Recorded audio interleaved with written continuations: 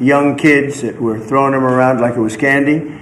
We apprehended scores of illegal aliens. We seized dozens of illegal firearms. There have been 0 murders. It sounds sort of terrible to say. It's embarrassing. I did this over the weekend. I'm making a speech, and I acted like I was so proud as I said, we've had 0 murders in the last week.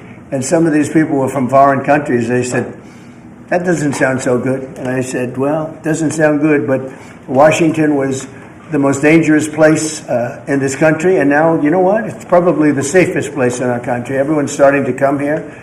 The restaurants now you can't get in. Many of them closed because they couldn't open with crime. Everybody before me is happy what I'm doing. Most of you won't say that because you're radical left. The newspapers are so dishonest. The press is totally dishonest, but that's all right. We've gotten used to it. And we won in a landslide, so they obviously lost their power. I mean, it's impossible to imagine that when you get 97% negative stories, purposely negative stories, even though you've done 97% positive things, that you could win an election in a landslide, winning all 7. Think of it, all 7 swing states, winning by the popular vote by millions of votes. We had a fantastic, the best this year, districts out of 3,000 districts. I guess we won 3,500. We won 2,750, and they won 500. And that's, to me, the best of all. And we had tremendous in every way, the election. And it's hard to believe you can do that when you have a corrupt media. But many of you are corrupt, and it's nothing we can do about it. But we keep winning, and we're going to keep winning. And this whole story on crime is incredible that the Democrats wouldn't be with us. So the mayor of Chicago, I watched him this morning, he said, Trump doesn't know what he's talking about. He only apprehended 9 people. Well, number one, that's false. It's thousands. We'll get into that. But more importantly than anything, we took guns away. We have some of the worst career professionals out of the country already. They've been taken out of the country, and some are in solid confinement because these were killers. We arrested some very bad people. And in the last 11 days, again, I hate to say it because it sounds so ridiculous, but in the last 11 days, we've had no murders. And that's the first time that's taken place in years. We always have a murder a week. They call it a murder a week. You come here from Iowa, you come here from Indiana, you come here from Idaho, because you're so proud of your country, you love your country, and then you get murdered. Your son gets murdered, your daughter gets murdered, you get murdered. See the media, you get murdered. Many of you have been mugged in Washington, you just don't want to talk about it. And I know that every time I do this with you almost everything, but every time I do this with you people are saying to yourselves, he's right, and then you write a negative story. But we are doing an incredible job. The people behind me are amazing. We're working very well with the Washington police, as you know. The D.C. National Guard is unbelievable. We're also getting tremendous help from Secret Service. And we are at a point where Washington is booming again. People are pouring in like we haven't seen for years. Nobody wanted to come here. They didn't want to come here and get murdered. I have a friend of mine who has a very successful son. And I said, where is your son going to be this weekend? He said, he's going to Washington with his friends. I said, really? Yeah, he's wanted to do it for 4 years, but he couldn't do it because it was so unsafe. And he's a tough kid, too. It's so unsafe. And he ended up staying 3 nights, going out to restaurants all 3 nights. He said it was so beautiful, so peaceful, because all the criminals are either arrested or they're hiding, and we're finding the ones that are hiding. So I want to thank Pam Bondi. I want to thank our vice president. I want to thank everybody standing behind me. Because they are really, Gaddy, you've been unbelievable, by the way. They have done an unbelievable job. They're working 24 hours a day. And Washington, D.C. is now in great shape. I'm going to be working with Clark Construction, which is by far your biggest construction company. And we're going to also beautify Washington. We're going to rip down the broken medians, fix them. We're going to put asphalt on the roads. We're not ripping them apart like these stupid people do. They rip a road down to the dirt, and then they spend 5 years in building the new one, and then it starts settling. The whole thing is so crazy. And they'll spend hundreds of millions of dollars on a road. I'll spend about $2, and it'll look better. So we're going to be replacing medians. We're going to be replacing much of the asphalt in the road, which in the city, which is in bad shape. We have great stripers. We have great contractors, but we have to let them do the thing. The Congress has said that they'll give us whatever money is needed to fix up the Capitol. This is the Capitol. And we're not going to spend a lot. It's going to go fast, and it will be spotless. And we want it spotless for the World Cup and for the Olympics. You saw the World Cup was here the other day. And come to think of it, there's your trophy for the World Cup. In fact, it's solid gold. That's actually solid gold, so heavy that some of the people in this room wouldn't be able to lift it up. I think what I'm going to do is place it right above the angel, right over there. That's solid gold, too. We're going to put it right up there. Look at that. There's a solid gold trophy. They know how to get to me, you know. I like the angel better, to be honest with you. So we're going to sign, and then we'll take a few questions, and we'll tell you how good a job we're doing. We want to go from here to other places, but I was telling some of the people that in a certain way, you really want to be asked to go. You know, I hate to barge in on a city and then be treated horribly by corrupt politicians and bad politicians, like a guy like Pritzker. He ought to spend more time in the gym, actually. This guy is a disaster.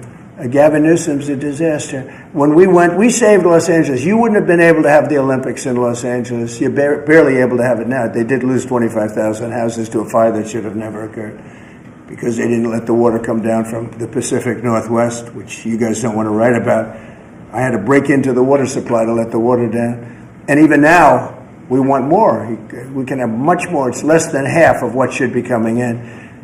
I don't know, they have a political thing about it. It's like the craziest thing I've ever seen. But I don't like going to a town, a city, place, a state, and then be criticized by some corrupt or incompetent governor where crime is rampant. Like, take a look at D.C. Crime was rampant. It was at the all-time worst. It got really bad during the Biden 4 years. And then I have a mayor stand up and say how crime has reached a 30-year low. 30-year low. People are being killed left and right. And it's not a 30-year low. Think of it. So for 11 days, there's been no murders. The record goes back years where that's happened. They haven't seen that happen in years. And then people stand up, and instead of thanking us, which they should do, and she's not that bad.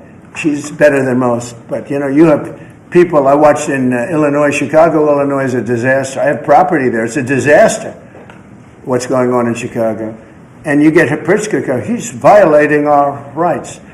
I think this is another men and women's sports thing. I think this is one of those, you know, they call them 80-20 issues. I call them 97-3.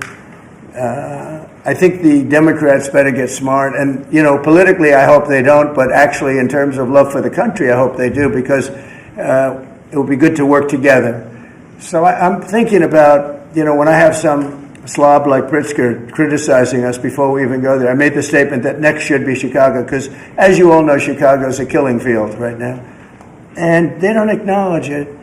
And they say, we don't need him. Freedom, freedom. He's a dictator. He's a dictator. A lot of people are saying maybe we like a dictator. I don't like a dictator. I'm not a dictator. I'm a man with great common sense, and I'm a smart person. And when I see what's happening to our cities, and then you send in troops, instead of being praised, they're saying you're trying to take over the republic. These people are sick. But I'm really saying, and I say this to all of you, in a certain way, we should wait to be asked, because they have cities that are so under control, you know, out of control. So we go in and fix it. They take the full credit for it, and they go out and say, I heard it this morning, they're saying how well they've done over the last 10-day period, that they set record lows. They don't say that we're there with very tough people, by the way. They have to pass the toughness test. Otherwise, they're not working for us. So, and we're allowed to do that now according to the United States Supreme Court decision. Now, they have to pass a toughness test. If they're not tough, we don't want them for this job. They might be great for other jobs, but not for this job, because they're respected. You saw the gang of kids. They were all huddled up, and a group of soldiers walked up. They never even got over. Those kids ran back to their homes or wherever the hell they came from. They were gone. This is one of the safest cities right now in the world, as crazy as that sounds. And it took 7 days. It took really 3 days, but we're now in our 11th day.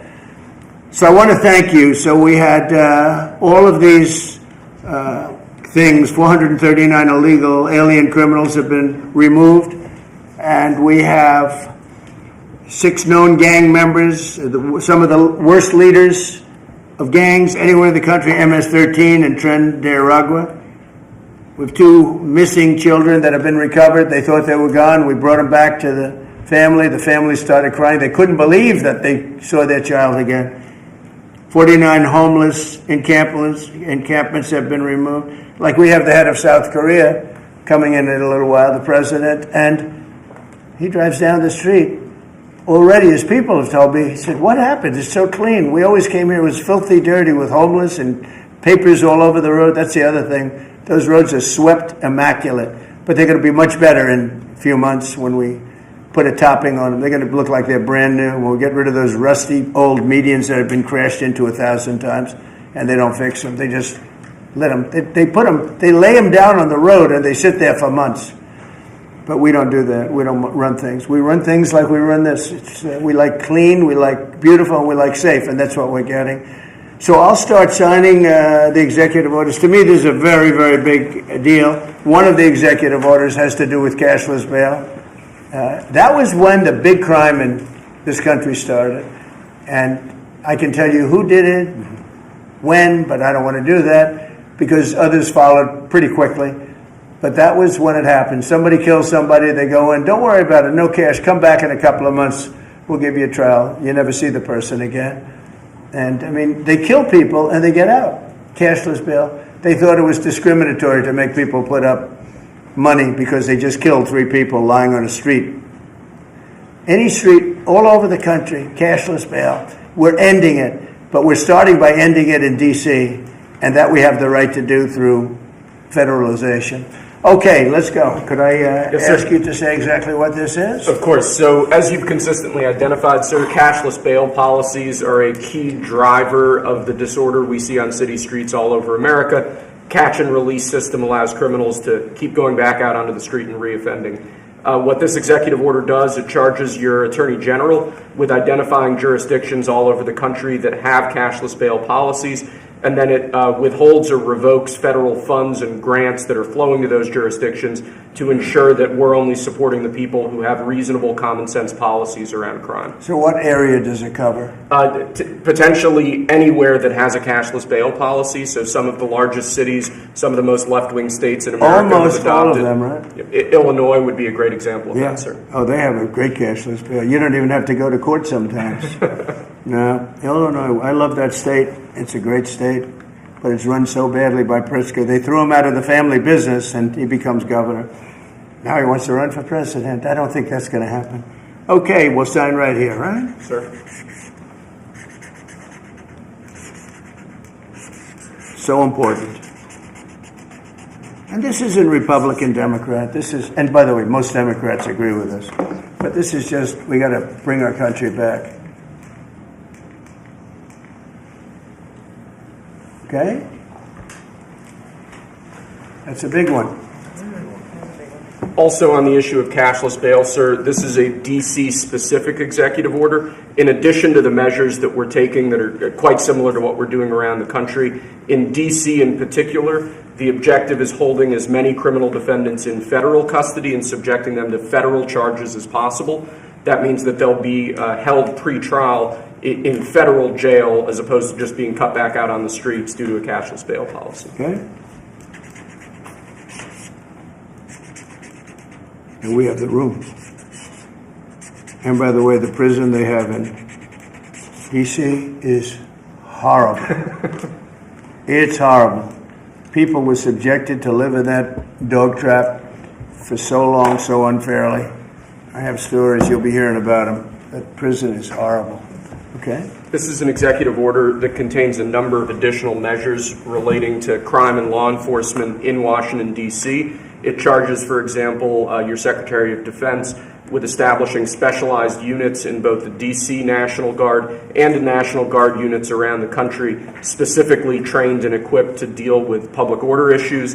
It charges all of your various federal law enforcement agencies with hiring additional personnel to allow them to surge personnel to Washington, D.C. to deal with the current emergency here. It does a number of other things in that space, and it also asks the Attorney General to look at DC Metropolitan Police general orders that have currently impeded law enforcement efforts in the city, and to potentially look at unwinding those that are stopping the police from doing their job effectively. And are we going to ask this to be codified by Congress, all of these things? I think we could potentially, yes, sir. I think so. I think we should.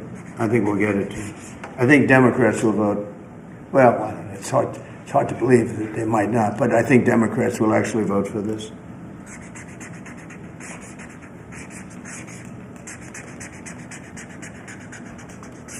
There's no auto pen that can do that. Right? Look at that, Pam. Is that a good signature? Seriously, is that a good signature? Who can write like that? Nobody. I don't know. That's the other thing. I assume we're looking at the whole auto pen scam. Sir. Because the person that ran it said he spoke to it briefly twice about nothing. That means that all those pardons that he gave to some very bad people, very unpatriotic people, very evil people, it looks to me like those pardons are worthless. Because, number one, you shouldn't use an auto pen, very specifically.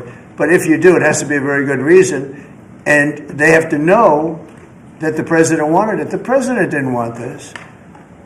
The president didn't know he was alive, okay? He never approved any of this stuff. He wasn't for open borders and all the other things. He was never for open borders. I've known Biden a long time. He was never very sharp, but he was never in favor of open borders and all of the other things he did to destroy our country. Let's go. Lastly, sir, this is an executive order on flag burning. It charges your Attorney General. Would you listen to this? This is very important. Flag burning. All over the country, they're burning flags. All over the world, they burn the American flag. And as you know, through a very sad court, I guess it was a 5-4 decision, they called it freedom of speech. But there's another reason, which is perhaps much more important. It's called death. Because what happens when you burn a flag is the area goes crazy. If you have hundreds of people, they go crazy. You could do other things. You can burn this piece of paper. But when you burn the American flag, it incites riots at levels that we've never seen before. People go crazy. In a way, both ways. There are some that are going crazy for doing it. There are others that are angry about them doing it. Do you want to discuss that? Sure. So what the executive order does, sir, it charges your Department of Justice with investigating instances of flag burning, and then where there's evidence of criminal activity, where prosecution wouldn't fall afoul of the First Amendment, and instructs the Department of Justice to prosecute those who are engaged in these instances of flag burning. And what the penalty is going to be, if you burn a flag, you get 1 year in jail. No early exits, no nothing. You get 1 year in jail. If you burn a flag, and what it does is incite to riot. I hope they use that language, by the way. Did they? Incitement. Incite to riot. And you burn a flag, you get 1 year in jail. You don't get 10 years, you don't get 1 month. You get 1 year in jail, and it goes on your record. And you will see flag burning stopping immediately, just like when I signed the Statute and Monument Act. 10 years in jail if you hurt any of our beautiful monuments. Everybody left town. They were gone. Never had a problem after that. It's pretty amazing. We stopped it. But this is something that's, I don't know, in a certain way, it's equally as important. Some people would say it's more important. Because the people in this country don't want to see our American flag burned and spit on. And by people that are, in many cases, paid agitators. They're paid by the radical left to do it. You talk to these people, they don't even know, half of them don't even know what they're doing. They say, I don't know, they gave me money to do this. I see the same things that you do. They're bad people. They're trying to destroy our nation. That's not working, because I think our nation now is the most respected nation anywhere in the world, by far. You saw that with the European leaders on Friday.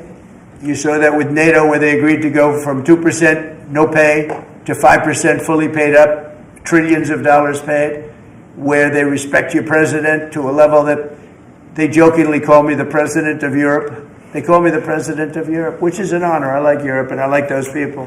They're good people. They're great leaders. And we've never had a case where 7 plus really 28, essentially 38 countries were represented here the other day. 38 European countries were represented. European and other countries were represented. and it was a great meeting. But your country is respected again. I say it all the time. 1 year ago, our country was dead. Everybody said it. We had a dead country. We were not going to survive. Now we have the hottest country anywhere in the world. So it's an honor to be involved. And this group has a lot to do with it, right behind me.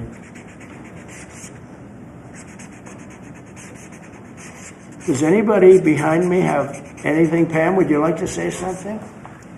Sure, President. Thank you for keeping D.C. safe.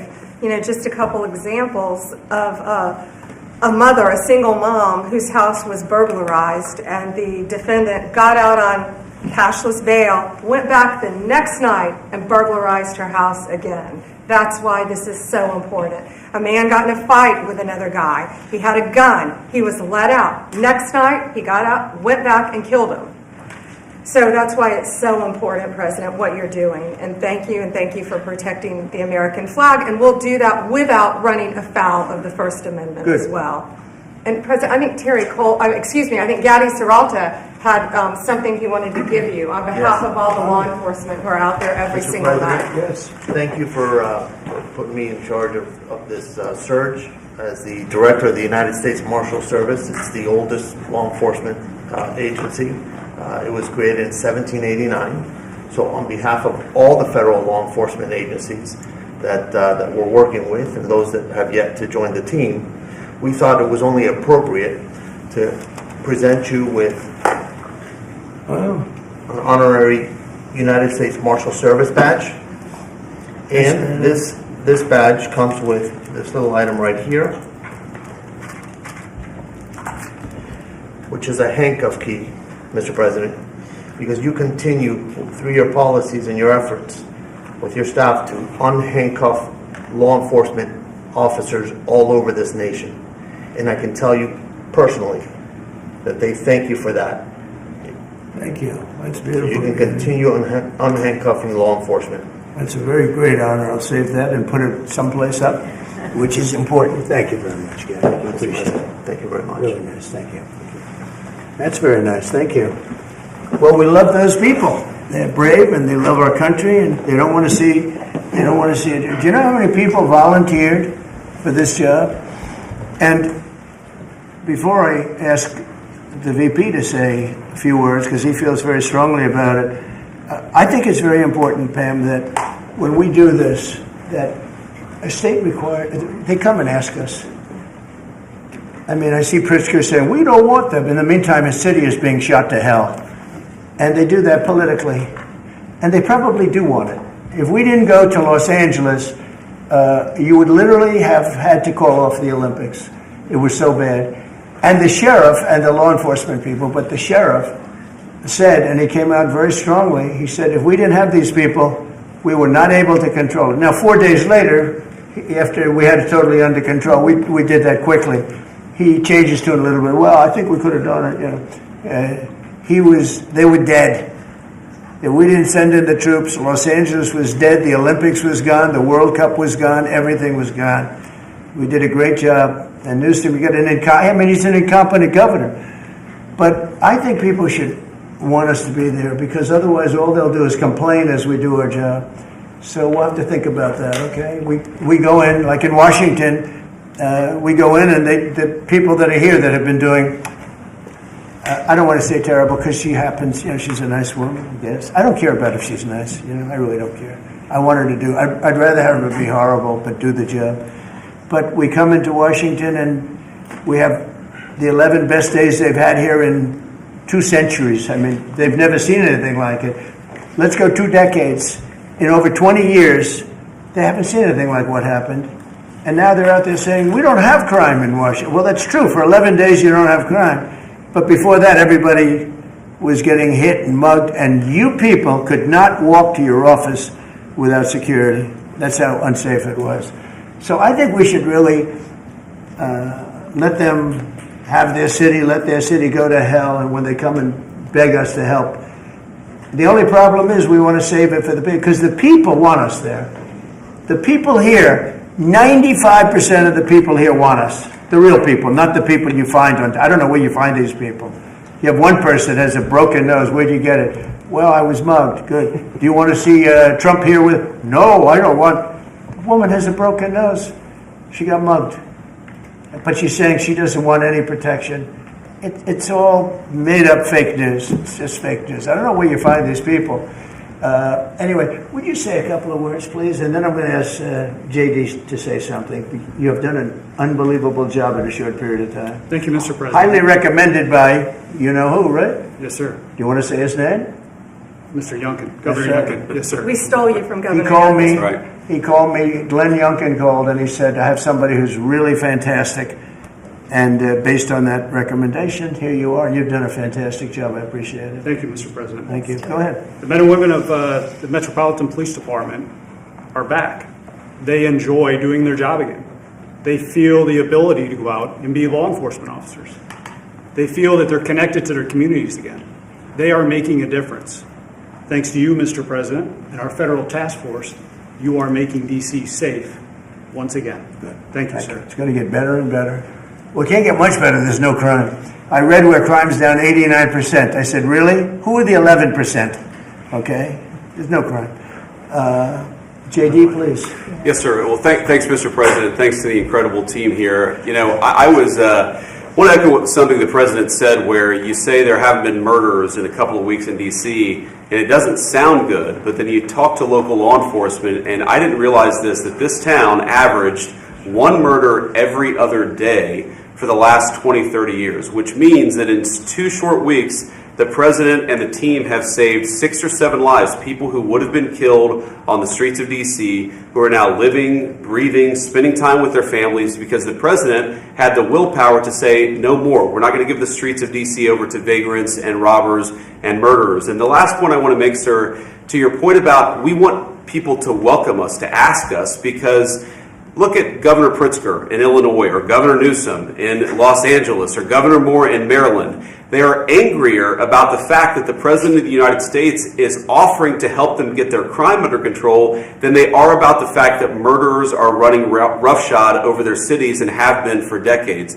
Why are Democrat governors angrier about federal law enforcement helping clean up their streets than they are about the fact that those streets need to be cleaned up to begin with? It shows a real sickness in the head. And I agree with the President of the United States. I think most Democrats, rank and file, nobody likes crime. Republicans don't like crime. Democrats don't like crime. Independents don't like crime. Why are Democratic governors doing everything in their power to make crime easier to do in their cities? It doesn't make an ounce of sense to me. But, Mr. President, I appreciate you being willing to help. And I hope these governors take you up on the offer, because we should clean up all of America's streets. It's the right of every American to live in safety and comfort in their community. And we've got the people to do it. They're signing up like they've never signed up before. Our military, as you know, during the campaign, nobody was signing up. We were way short of their goal, we were understaffed. Nobody wanted to be in the military. Nobody wanted to be a policeman. Nobody wanted to be a fireman. They didn't want anything to do with the country. We had an grossly incompetent president who, frankly, should not have been there. He should have never been there. The damage he did to this country is incalculable. I mean, just what he has done. So much of our effort are getting murderers and jailbirds and people out of this country who are drug dealers at the highest level. So much of the energy of people that he let in, it was an unforced error. But I don't think they think it's an error. But I don't believe he believed it. It was the radical lunatics that surrounded this guy at this desk, who are brilliant people, but with the wrong philosophy. There were some brilliant people, but they're evil people, and they're going to be brought down. They have to be brought down because they really hurt our country. But we're getting it back very quickly. And I'll tell you something, our country's now it's stronger. I think we're more respected than we've been respected in 100 years. It's a whole different ballgame. JD, could I ask you, Yes, sir. You gave a stat on murders here. What were the numbers? You said in a short period of time, how many people were murdered? Local law enforcement told me, sir, that in the past 20 or 30 years, D.C. has averaged a murder every other day. That's, 200 murders a year, 150, 250, but about every other day a person has been killed on the streets of Washington, D.C. We've been doing this for 2 weeks. 0 people killed. That's real lives saved. That the media and, frankly, the entire Democratic Party should be saying, thank you for saving lives, instead of attacking the President of the United States for doing so. You know, when a person, unfortunately, will probably happen at some point, when a person's murdered in D.C., it's going to be the biggest story maybe in history. Right? Yes, sir. Somebody was murdered in D.C. Trump is failing. No, we're not failing. We have a safe city. This is maybe the safest city in America right now. That's how good it is. And it would be nice to be appreciated. These people, eventually, they're going to have to be appreciated for what they're doing. And they're going to have to be appreciated by the officials that are really happy when we go in because they've lost control of their place. Steve Miller, please, say a few words. Thank you, sir. So just to, first of all, follow up on what the Vice President said, no police officer working in the city can remember a time in their lives when there has been no murders. You can work at the police department for 20 years, 30 years, your whole life. We've checked the records. No one can even find a record of being murder-free for as long as we've been murder-free under President Trump's leadership. Additionally, and the President spoke about this before, we've uncovered, in the process of uncovering, a massive scandal in Washington, D.C., with the doctoring of crime stats. And the Department of Justice, under the Attorney General, is leading the effort to uncover this. But when we ultimately share the results, it will stun you. The extent to which, even though D.C. had the worst crime in America, honestly measured, it dramatically understated how bad it was. There's even accusations that murders and homicides were reported as accidents instead of murders. I mean, this is how severe the manipulation of the crime data has been in this city, and it will all be uncovered and it will all be brought to light. You know, I've had a chance to spend some time, as has everyone here, with the police officers in the city. Members of the public are going up to them and thanking them, just overflowing with gratitude, because for the first time in their lives, they can use the parks, they can walk on the streets. You have people who can walk freely at night without having to worry about being robbed or mugged. They're wearing their watches again. They're wearing jewelry again. They're carrying purses again. People had changed their whole lives in this city for fear of being murdered, mugged, and carjacked. It is a literal statement that President Trump has freed 700,000 people in this city who were living under the rule of criminals and thugs. And the last thing I'll say is that under the efforts of Terry, to my left and many here, what they found also is that the street criminals here in Washington, D.C. were doing business directly with the transnational criminal cartels, the foreign terrorist organizations.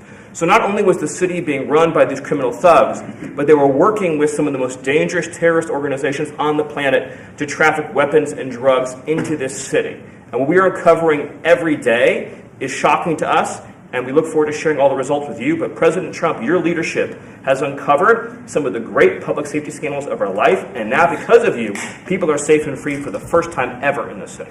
Thank you very much, Steve. You know, in Los Angeles, Beverly Hills is, a great place.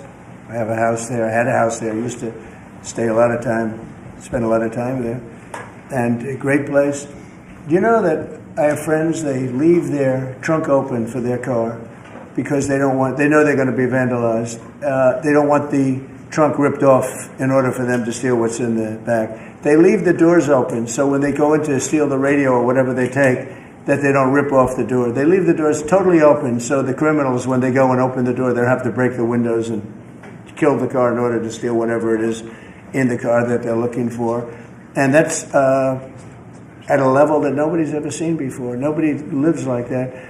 I have another friend, he has a garage, and in order to save his garage door, he leaves it open so the people can just walk into his garage, take whatever they want, and leave.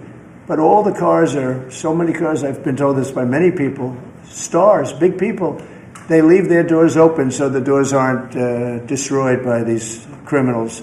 All over Los Angeles this is taking place. And you know that. I mean, you've heard that. Christy, could you say a few words? Sure. Well, Mr. President, I think one of the most impactful statistics that you used today was of the 1,000 arrests that have happened already so far, 439 of them were illegal criminals, which means they never should have been in this country to begin with. That they were in this country, invaded over our southern border or our northern border or maritime seas, and then they committed crimes against the American people. So by getting those individuals incarcerated, we've stopped those violent crimes from happening here in the city. And sir, they do. Exactly like Stephen was talking, they have ties to cartels. They have networks across this country and other cities. So by what you're doing here is going to have a ripple effect in Miami, in Chicago, in other cities, because you're grabbing those networks and giving us information and targeting information to go and get more criminals across this country. So thank you for the work that you're doing. We have ICE and CBP, Federal Protective Services, Secret Service, HSI. All of our officers are working with all the other agencies every day here in DC, and they're so proud to have this kind of partnership. So they're so glad that you're letting them do their jobs again. And I don't know if you've heard, sir, but the recruitment campaign for ICE, when we were going to hire 10,000 new officers, we've got over 130,000 people that have applied and raised their hands and said they want to work with ICE. So no matter what the fake news says or what the media says about ICE not having support, they've got incredible support from the American people. People want to join them and help them do what they're doing to make America safe again. So thank you for that. I was going to say that our recruitment drive, so it was dead. During the campaign, they couldn't get, every story was the Army can't fill up, the Marines, none of them could fill up. They were way behind. We couldn't get anybody to go into the military, couldn't get any police. We've just set records on everybody wants to be in. Everybody wants to go in.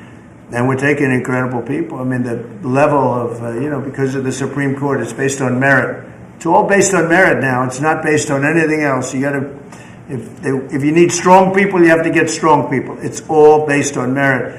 But we're setting records in the Army, Navy, Air Force, Marines, the Coast Guard. One of my favorites, because I happen to have created it, Space Force. We're very proud of Space Force. It's amazing what it's doing. We're leading in space now. China was killing us. Russia was beating us. China was killing us. We're now killing China. We are leading in space by a lot because of Space Force. So we're very proud. But everybody wants to go in. We went from not, and you know how bad that is for the spirit when every story that you were writing a year ago was that nobody wants to go into the military anymore. And if you're in the military, you know how deflating that is? You go home to your family. Nobody wants a job that you have. Well, now it's the opposite. Everybody wants to be there. And that includes police and fire and everything else. You're doing a good job. Thank you, sir. You stopping a lot of wars? just the presidents we're stopping them. We've stopped 7 wars, and really the number is actually 10. We're not including a couple, and we're not including in there what we did with Iran, stopping their nuclear play. They would have had within a month or two, they would have had a nice big nuclear weapon to use. That's not going to happen. That won't happen. Pete, go ahead, please. Yes, sir. Well, Mr. President, thank you very much for your leadership, and the Defense Department is proud to be a part of this task force. Just like we have been down at the southwest border, where crossings are at 0, we've got national defense areas where we're working with Border Patrol to secure the southern border for the American people. Just like Los Angeles, where ICE officers deserve to do their job without being attacked, we're really proud to be a part of defending the nation's capital and ensuring it is safe and beautiful and working with law enforcement. And Mr. President, let me tell you, the morale of the troops, getting out there talking to them, they love this mission. They're grateful to be doing it, whether they're D.C. National Guard or other state National Guards. And at your direction as well, sir, it's just common sense to make sure they're armed as well. And so we're rolling out ensuring they're armed, capable of defending themselves and others if need be, supporting law enforcement, and we're proud to be there, sir. Well, look at the mission you just accomplished with Iran. 36 hours back and forth, flawless. Every bomb hit its target. They went right down those chutes, dark at night, no moon, no nothing. Every target, every bomb went right down. They have a chute that goes right down deep into the mountain. And they shouldn't have put ventilation in, I can tell you, because we use that for our advantage. But what they did, and we had the pilots and even the people that took care of the planes, we had a whole group of people at the White House a couple of weeks ago. And, I didn't realize this, but they said, we've been looking at their predecessors, and then these were the pilots. They said, we gave them beautiful medals. And I'll show you the medal. Gave them a medal just like this. See? Just like that. They were so happy. Gave a lot of them out for that. It was an incredible job. We had 52 tankers. People don't realize, so that they could refuel.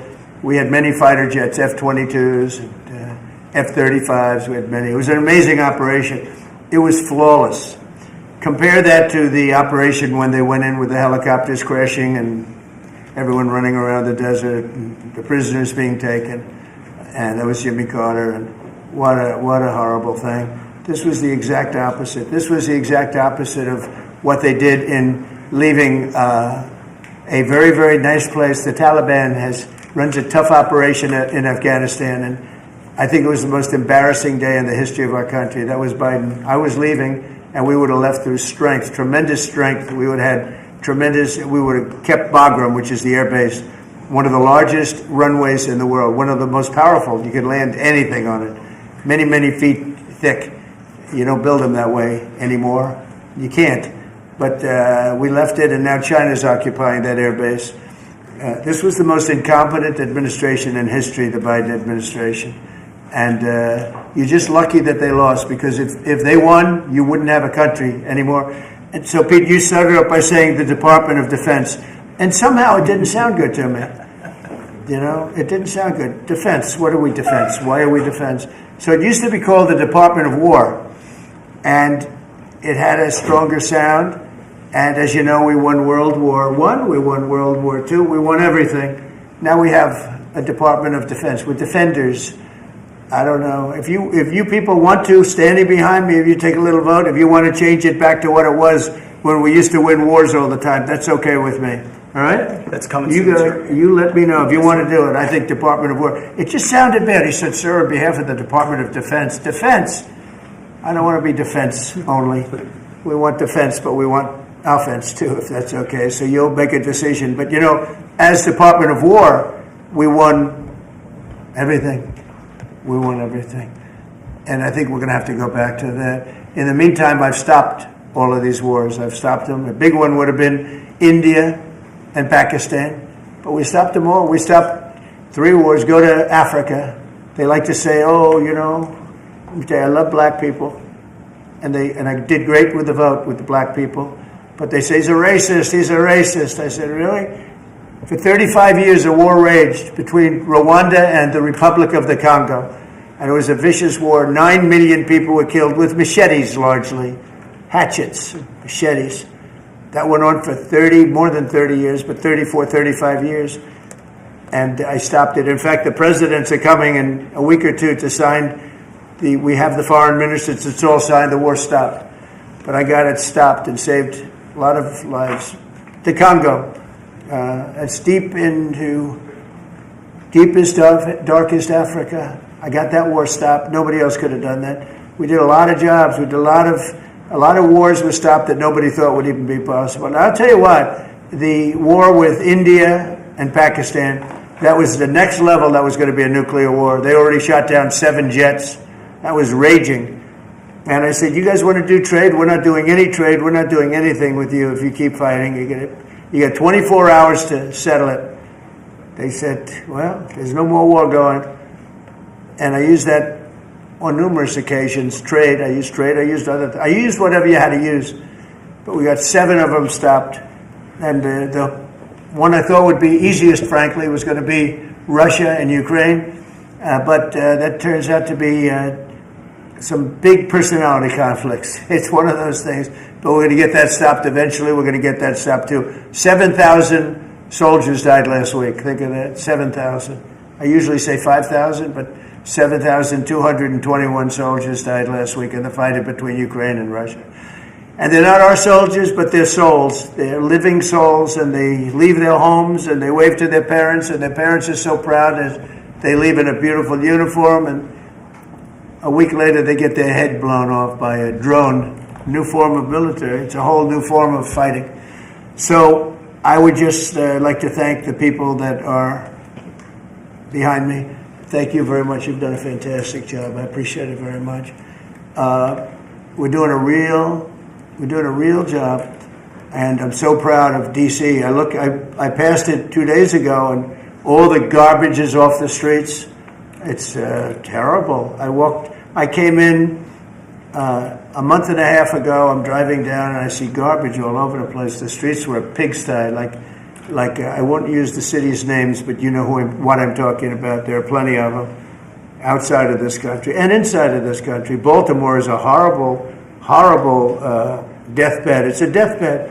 I know Governor Moore said, oh, he wants to take a walk with me. He meant it in a derogatory tone. I said, no, I'm the President of the United States. Clean up your crime and I'll walk with you.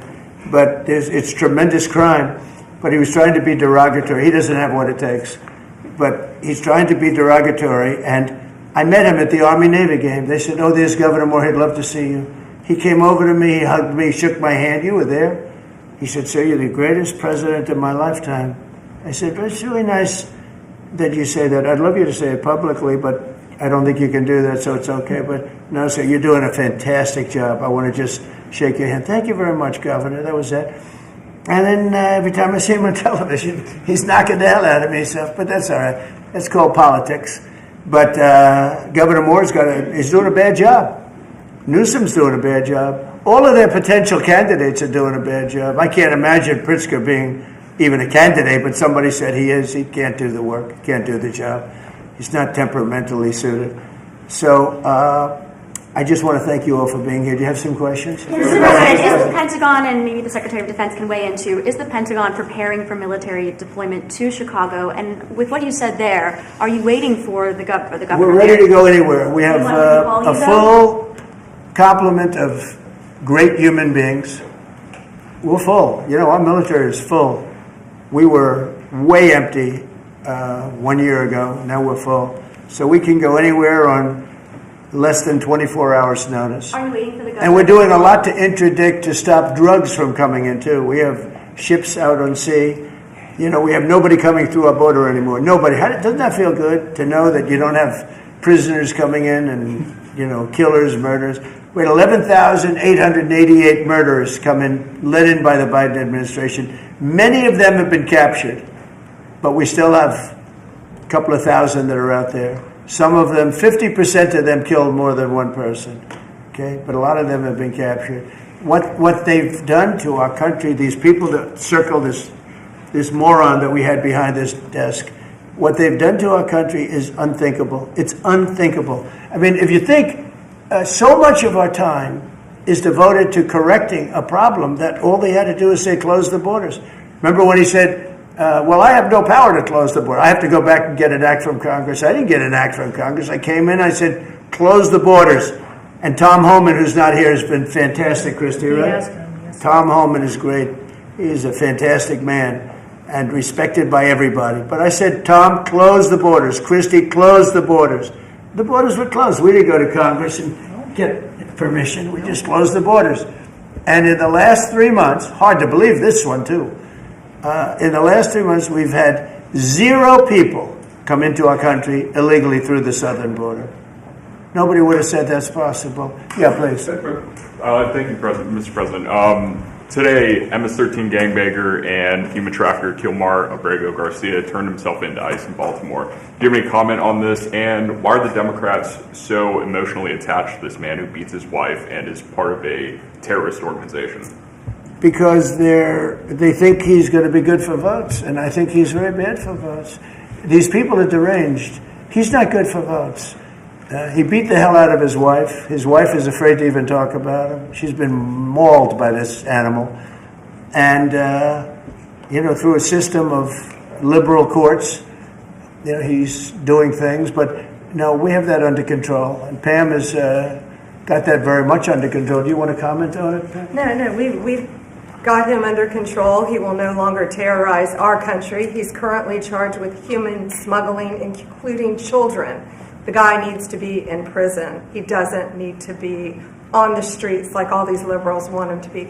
And as part of this operation here in D.C., we've also taken off MS-13 members. We've taken, I think just last night, we got a TDA guy off our streets right here, right around from where we all work. I'm Councilmember Mike Driscoll, the Vice Chair of